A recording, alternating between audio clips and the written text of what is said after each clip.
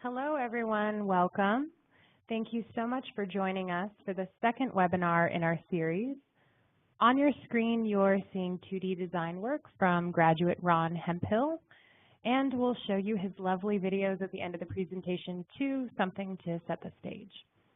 Each time you tune in with us, you'll hear a little more about Cranbrook Academy of Art's graduate program and what sets our program apart from others.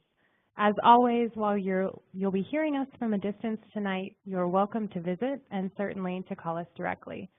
So we'll leave Ron's video for now and introduce ourselves. So even though we are at a distance, we like for you to know who is behind the two voices you're hearing. We are Amy Deines, Dean, and Trisha Holt, Academic Program Coordinator. Perhaps we met you at one of the portfolio review events this fall. Like last time, while we won't go over the material in our yellow book, it's always a good guide to the Academy. So if you haven't received one from us, please request one online at the end of this presentation, and we'll mail it to you. Last month, we gave you an overview of Cranbrook, telling you about our structure, our campus life, approach, and legacy. If you missed that webinar, it is available on our website to view as a video. Tonight, we'll take you through a day in the life of a Cranbrook graduate student. We'll show you beautiful shots of our studios, facilities, and campus, but we'll take a step closer as well into critiques, workshops, installations, and the individual conversations that happen as the key component to our program. We'll also show you what life is like off campus, great places to visit in Detroit, our incredible cultural institutions, the cohort of alumni, and more. You remember from our last webinar that we described Cranbrook as having no formal curricular structure. Tonight's presentation will show you what this model allows, and we think it will help you understand why it's an excellent approach to graduate study by seeing what a day looks like for our students. To do this, we will start with an overall view, a view from the sky. This is our campus situated on 300 acres just north of Detroit. We have walking trails, lakes, sculptures, and fountains hidden in the woods, sunny fall days and cold winter evenings. The campus is also a site on the National Historic Registry, designed by renowned Finnish architect Elio Saarinen in the 1930s as a community for education, art, and design. Think beautiful art retreat. And in case you'd like your sense of space represented graphically, here's a map of the Art Academy to give you the whole picture in black and white. So let's start a typical day. For many of our students, it starts on campus in our dorms. Living on campus makes life easy and the studio's close at hand. For the students in our dorms and the students coming in from off campus, morning moves to the studio. Studios in the morning are quiet and focused. There is space to reflect on the day ahead in the studio, catching up on readings, researching, or taking a few moments before everyone else arrives, and getting a chance to reflect on where you left off the night before, or work on last-minute details for the studio visit later in the day. All of our departments have kitchens adjacent to the studios, so they become a place to meet with your peers and join together for meals and collaboration. Sharing a meal and conversation can spark next projects or get you over a stumbling block. With kitchens and relaxing spaces nearby, movement between work life and social life is seamless, flowing from studio time to conversation and back again. We've mentioned that Cranbrook is very different than other graduate programs, and you know by now that we have no fixed classes or conventional grades, that we are studio-based and community-driven. Working in an academy with only graduate students has its benefits, and one is the direct relationship with our artists and residents. One-on-one meetings with your primary mentor is central to the academy.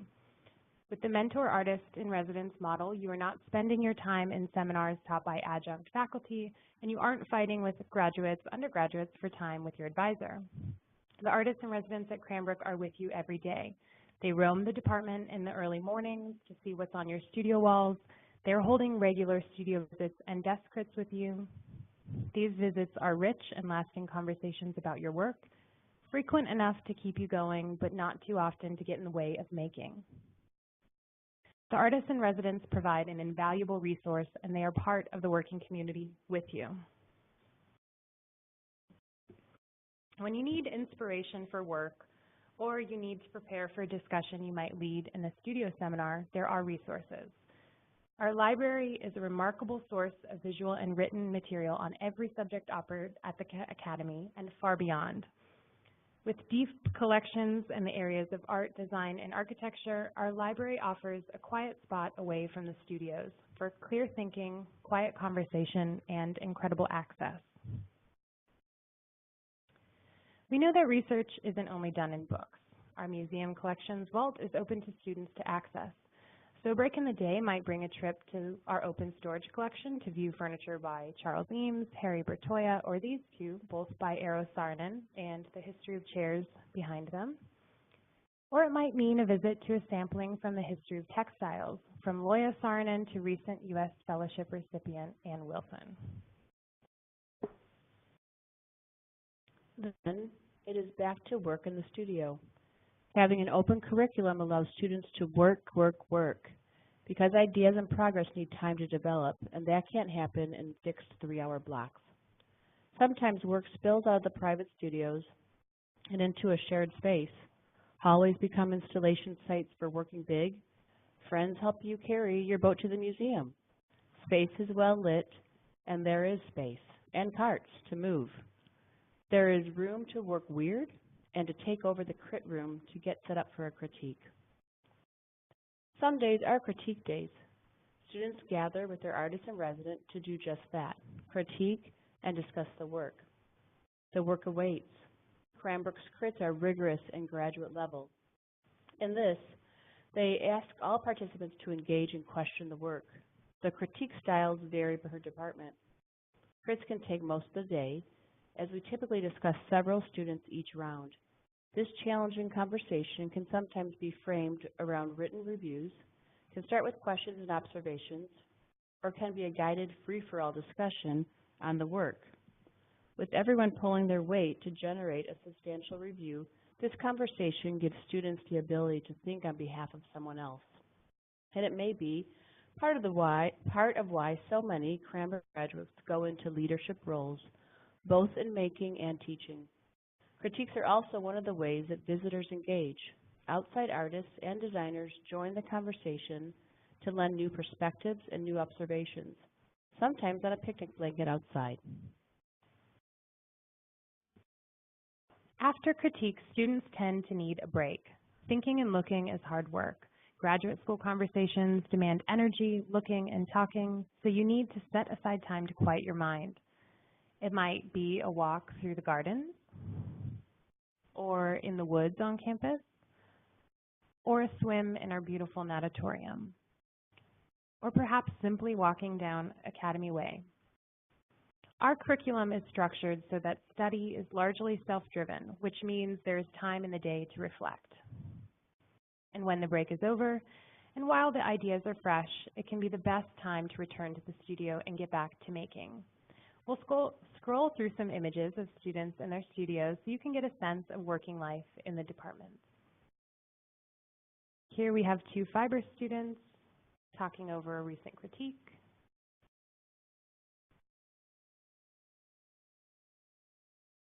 Studio from our ceramics department.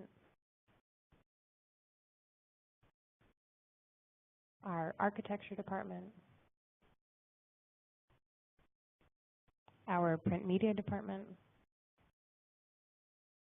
Sculpture. 2D design.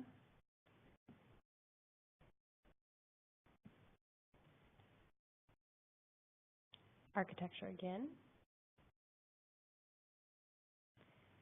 When it's not a critique day, it may be a day for a critical studies seminar.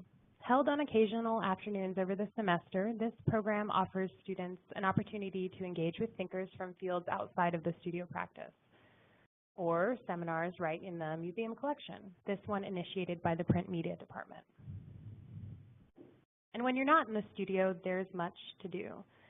You might be spending time with your work-study job. Most students take jobs on campus not only to earn a little extra money, but to learn skills that can help lead to jobs after Cranbrook. Working in the library, helping to install an exhibition in the museum, or even working with your artist in residence to install her solo show. We love having our students work alongside of us. Another example of the seamlessness of the community.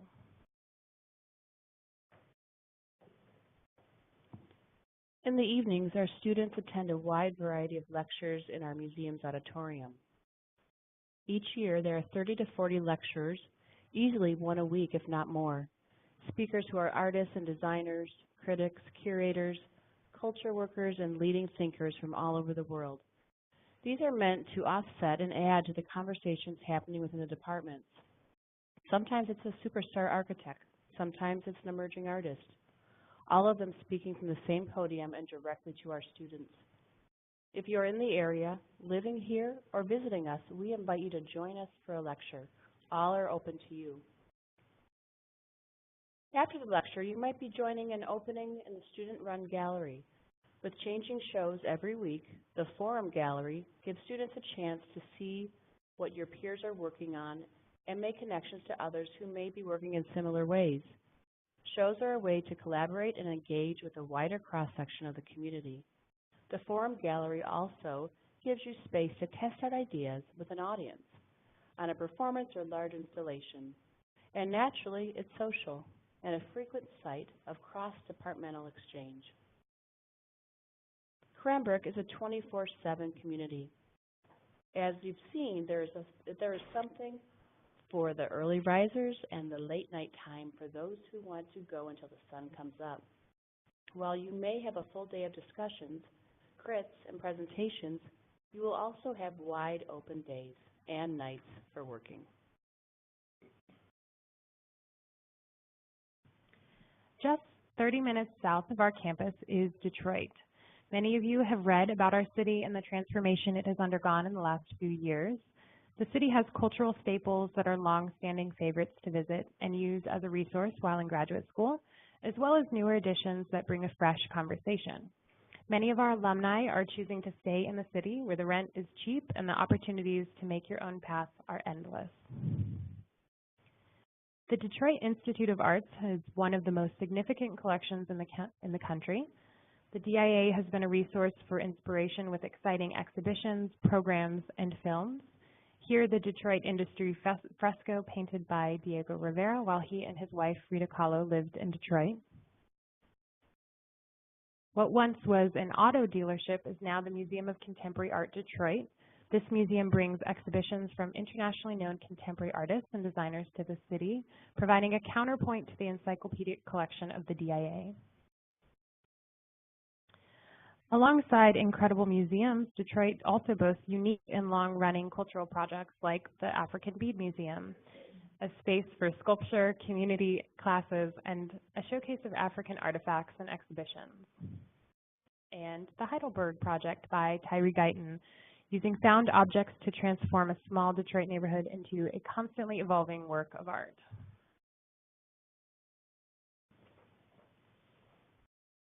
In Detroit, the abundance of space means collaborative working and making happens everywhere. Pony Ride is one such operation. It offers inexpensive production space for small businesses. Metalsmiths, designers, letterpress studios, and much more take up the residence and have supportive community of practitioners right next door. Pictured here is 2012 metalsmithing alumna Amy Weeks. Detroit is also home to other art venues with such a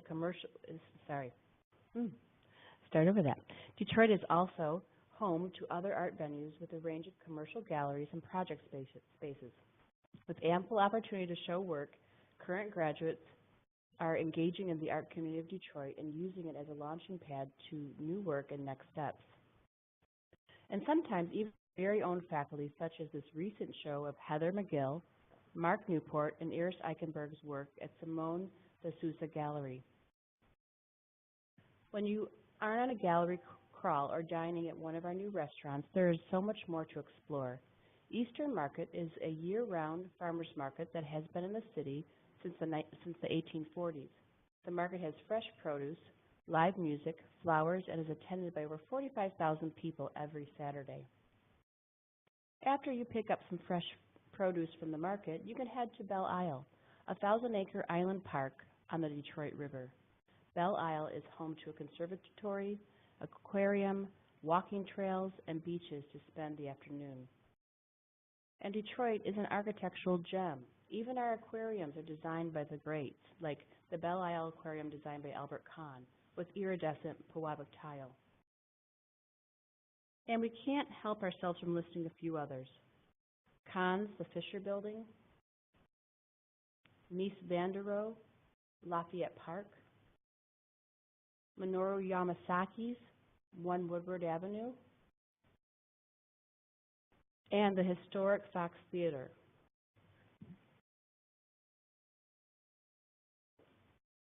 And we're excited to have more of our alumni choose to stay in the area after graduating. Local alumni are teaching, starting independent studios, curating, writing, and contributing to the art and design in the city. You will see them at art openings, visiting your studio, and inviting them to theirs. The large network of alumni makes Cranbrook special, and having so many close to home provides an inside look at what your postgraduate life may hold. So while we've described a place of freedom to explore and to work with no fixed schedule, we've also described days with plenty to do, plenty to challenge you, all in a thriving community that is seamless between living and working. We've told you a lot, but we'd be happy to take a few questions. If you're listening to us live, you should see a dialog box on your screen. Feel free to type questions to us, and we'll answer them as they come in. Let's take a look.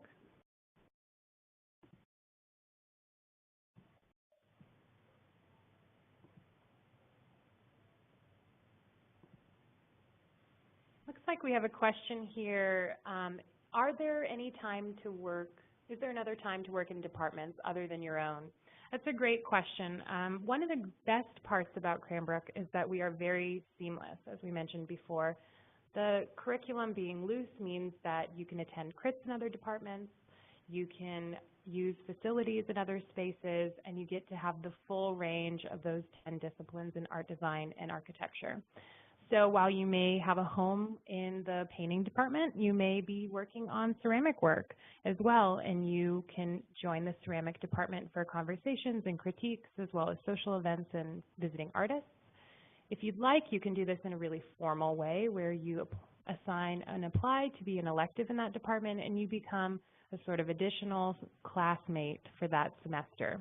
It's a nice way to get your work critiqued, to have full access to the studios, and really have a closer conversation and experience with the artists in residence.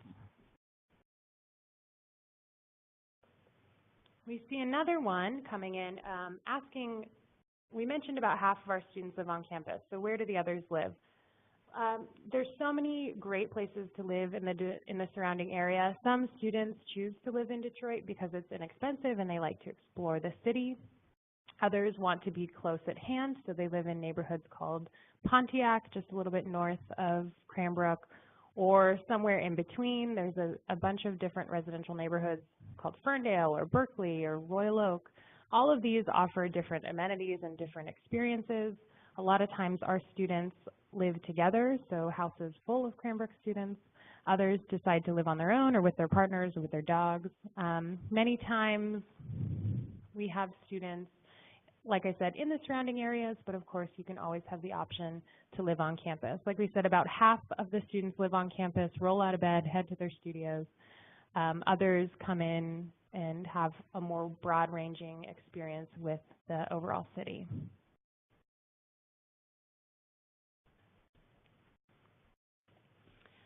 Looks like we have just one more question. Do I need a car? Yes, we are the Motor City, and unfortunately, you still need a car here. There is a little bit of public transportation. Of course, we have Uber and Lyft, but generally, students do need a vehicle. This especially is true for students working large or needing to buy materials pretty frequently. All of our students are really excellent about working together and going on grocery trips together, exploring the city together and carpooling.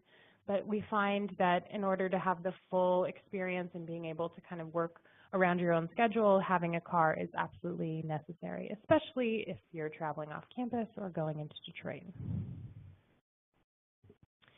Well, it looks like that's it for our questions. If you have any additional ones, please feel free to call us, to reach out. We are happy to take your questions and hear more. Thank you so much for joining us today, and we hope to see you soon.